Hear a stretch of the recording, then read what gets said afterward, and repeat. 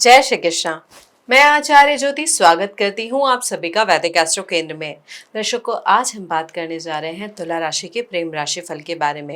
यानी जून के महीने में ग्रहों की स्थिति के आधार पर क्या परिणाम होगा आपके प्रेम जीवन पर, उसको हम समझेंगे। लेकिन यहाँ पर एक बात ऑनेस्टली आपको मैं बताना चाहूँगी। देखिए, तुला राशि के जो जातक होते हैं इस दुनिया में सबसे ज़्यादा फेयर होने वाले, यानी एक तुला वाला जो संतुलन है वो रखने वाले होते हैं। आप दोनों साइड्स के सुनते हैं, आप दोनों के एंगल्स देखते हैं, आप हर सिचुएशन में बैलेंस ढूंढने का प्रयास करते हैं और यही आपकी सबसे बड़ी खूबी है।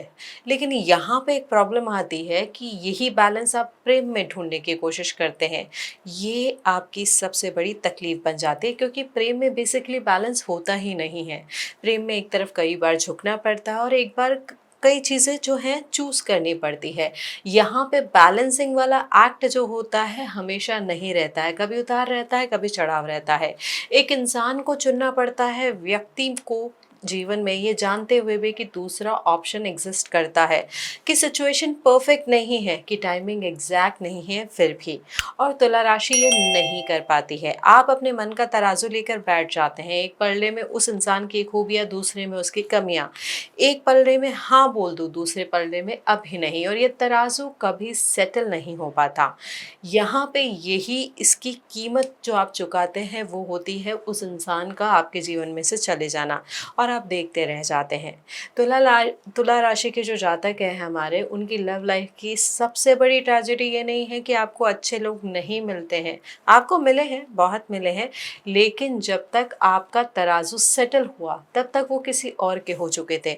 और आप खुद से कहते रहे शायद यही सही था, क्योंकि ये कहना आसान है, ये एक्सेप्ट करना कि आपने खुद अपनी खुशी को आने से रोका है, यहाँ ये चीज़ कहनी मुश्किल हो जाती है। लेकिन जून 2026 में ग्रहों ने आपके लिए एक ऐसी स्टोरी लिखी है जो आपके इस पुराने पैटर्न को डायरेक्टली चैलेंज करती है। देखिए, आपके जो सप्तम भाव के स्वामी हैं वो मंगल है, अपने ही घर में है, यानी मेष राशि में है। 20 जून तक वो वहाँ रहेंगे। सप्तमेश का स्वस्थान में, यानी सप्तम भाव में होना, इसका मतलब है क्या है, यहाँ पर पार्टनरशिप एनर्जी है, रिलेशनशिप की ओर खिंचाव है। वह इस महीने अपनी पूरी ताकत पर होगी, यह स्थिति, ये भावनाएं। और आपके लग्नेश जो शुक्र हैं वो जून 8 तक आपके दशम भाव में प्रवेश करेंगे, जहां पर उच्च के गुरु पहले से ही बैठे हैं।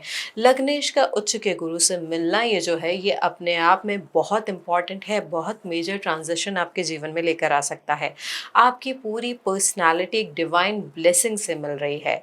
जून 2026 तुला राशि से एक ही मांग कर रहा है कि इस महीने तराजू को थोड़ा देर के लिए रख दीजिए और एक बार, बस एक बार बिना कैलकुलेट किए चूज करिए।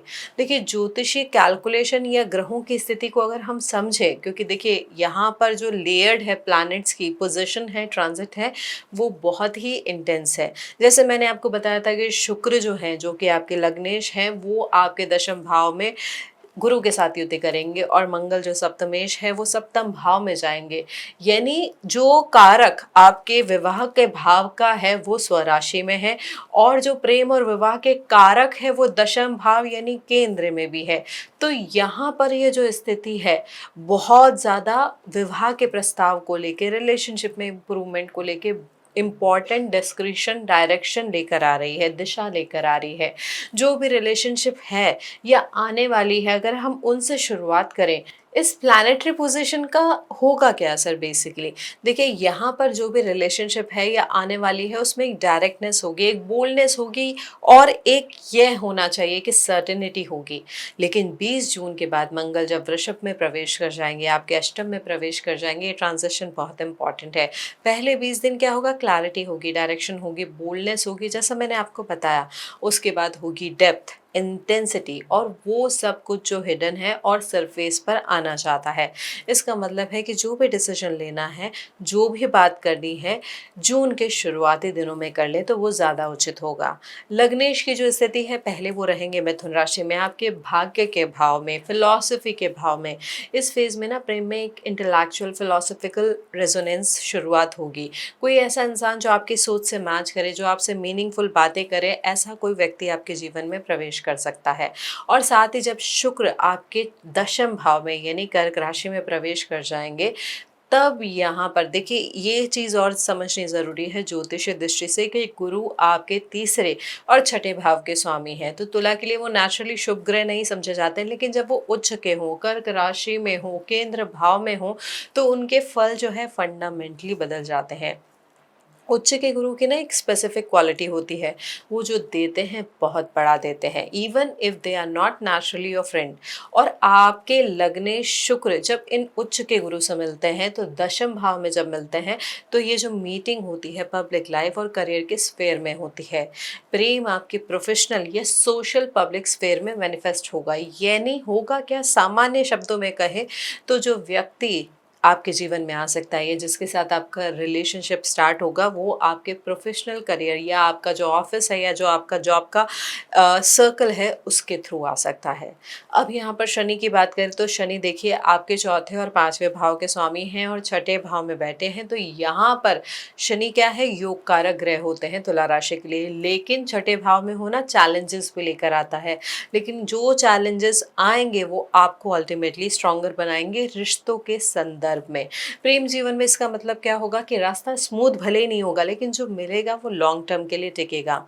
अब जो लोग प्रेम करते हैं किसी से लेकिन कह नहीं पाते हैं, उनकी बात अगर हम करें तो देखिए तुला राशि कन्फेशन नहीं करती है, इसलिए नहीं कि डर है, बल्कि इसलिए कि आपको हमेशा ये लगता है कि अगर मैंने कह दिया और उन्होंने हाँ कह दिया, तो मुझे एक रिलेशनशिप मैनेज करनी होगी, बैलेंस करनी होगी, और क्या मैं उसके लिए रेडी भी हूँ या नहीं। आप हाँ से नहीं डरते हैं, आप उसके बाद की रिस्पॉन्सिबिलिटी से डरते हैं। जून के पहले 8 दिन शुक्र नवम भाव में, यह वह फेज है जब एक इंटेलेक्चुअल या फिलोसफिकल कन्वर्सेशन में कुछ ऐसा निकल सकता है जो आपने एक्सपेक्ट नहीं किया था। कोई बात जो कैजुअल थी वह सडनली मीनिंगफुल हो जाए। इस फेज में सिग्नल आपको मिलेगा, आपको सिर्फ उसे पहचानना है। लेकिन 8 जून के बाद शुक्र दशम भाव में आ जाएंगे, उच्च गुरु के साथ युति करेंगे, तो यहाँ पर एक स्पेसिफिक डायनामिक आपके लिए बनेगा। यहाँ पर देखिए जैसे मैंने बताया था कि ये पब्लिक व्यू का भाव होता है, आपके करियर का भाव होता है, आपकी पहचान का भाव होता है।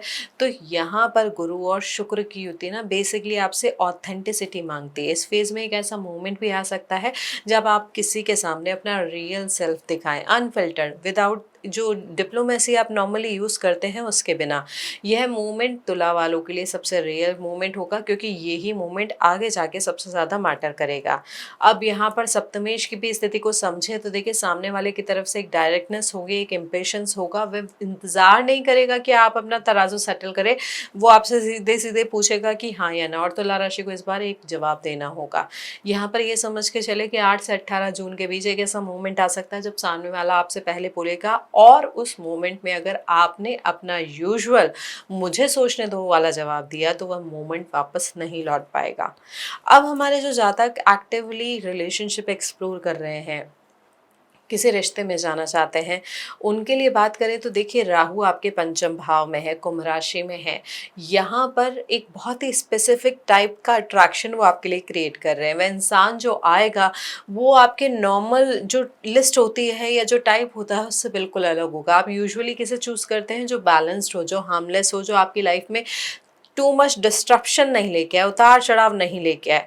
लेकिन राहु का पंचम में होना उस चेकलिस्ट को ही तोड़ देता है। जो आएगा वो अनकन्वेंशनल होगा, उसके आइडियाज़ अलग होंगे, उसकी अप्रोच अलग होगी। वो आपको थोड़ा सा डिस्टेबलाइज भी करेगा, और डिस्टेबलाइजेशन तुला को अनकंफर्टेबल लगता है, लेकिन यही एक्चुअली आपको आगे जाके अलाइव यानी जीवंत फील कराएगा। साथ में केतु आपके एकादश भाव में है, सिंह राशि में है। केतु एकादश भाव में ना पुरानी फ्रेंड सर्कल और सोशल ग्रुप को थिन कर देता है, श्रिंक कर देता है, लेकिन जो कनेक्शन बचते हैं वो ऑथेंटिक होते हैं। इसका मतलब क्या है कि इस महीने आपकी सोशल लाइफ में एक नेचुरल फिल्टरिंग होगी, और इस फिल्टरिंग के बाद जो लोग आपके करीब रहेंगे उसमें से कोई एक मीनिंगफुल भी हो सकता है जिसके साथ आपका रिश्ता आगे जाकर गहरा हो। अब यहाँ पर देखिए क्योंकि शुक्र गुरु भी दशम में युति कर रहे, तो नया प्रेम किसी प्रोफेशनल सेटिंग में, किसी पब्लिक इवेंट में या किसी ऐसी जगह से आ सकता है जो करियर या सोशल अचीवमेंट से जुड़ा हो। और वो इंसान आपसे तब मिलेगा जब आप अपने बेस्ट में होंगे, जब आप कॉन्फिडेंट होंगे, जब आप किसी काम में इंगेज होंगे। और जो व्यक्ति आएगा वो आपसे आर्ग्यू करेगा आइडियाज़ पर, लाइफ फिलॉसफी पर, और ये आर्ग्यूमेंट जो है तुला को यूजुअली टर्न ऑफ कर देता है नॉर्मली, लेकिन इस बार ये आर्ग्यूमेंट एक्चुअली आपको ड्रॉ करेगा, क्योंकि मंगल सप्तम में है। तो जो पार्टनर आएगा उसमें एक ऐसा फायर हो सकता है जो आपकी डिप्लोमेटिक कूलनेस को एक्चुअली कॉम्प्लीमेंट करे। अब यहाँ पर आपके लिए क्या चीज़ है कि 8 से 20 जून के बीच की जो विंडो है, वहाँ पर आपका व्यक्तित्व चरम पे होगा, आपका जो मैग्नेटिक पर्सनालिटी होगी वो चरम पे होगी। तो यहाँ पर इसको यूटिलाइज करने का प्रयास करें।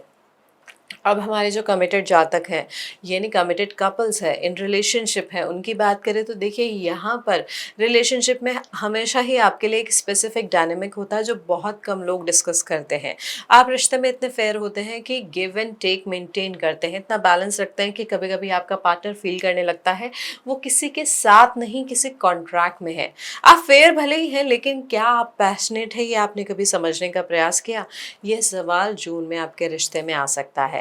देखिए यहाँ पर आप ही के घर में अपनी पूरी ताकत से मंगल बैठे हैं सप्तम भाव में, तो इसका रिलेशनशिप में ना एक डायरेक्ट इफेक्ट आएगा। आपका पार्टनर इस महीने ज़्यादा असर्टिव होगा, ज़्यादा डायरेक्ट होगा, वो अपनी बात कहेगा जो नॉर्मली अनकही रह जाती है, और ये आपको कहीं ना कहीं अनकंफर्टेबल कर सकता है। लेकिन यहाँ पर एक इम्पॉर्टेंट मैसेज है, इंसाइट है, कि यहाँ पर मंगल स्वराशि का सप्तम में आना टेंशन नहीं, डिस्ट्रक्शन नहीं, समझ बढ़ाने आया है, क्लैरिफिकेशन बढ़ाने आया है। जो रिश्ते जेन्युइनली स्ट्रांग है उनमें ये डायरेक्टनेस ना एक नया अध्याय खोलेगी, एक नया स्टेप आप लेंगे दोनों एक साथ।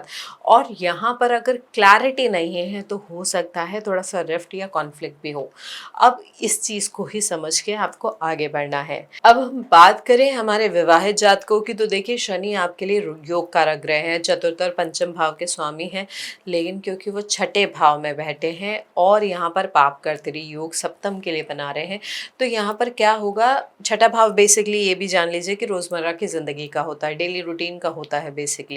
तो यहाँ पर एक स्पेसिफिक मैसेज है कि आपकी मैरिज इस महीने एक टेस्ट से गुजर सकती है, लेकिन ये टेस्ट इसलिए नहीं है कि आप फेल करेंगे, इसलिए है कि आप जेन्युइनली उस रिश्ते के लायक है या नहीं, आप दोनों की समझ, आप दोनों का एक दूसरे के प्रति अफेक्शन कितना है।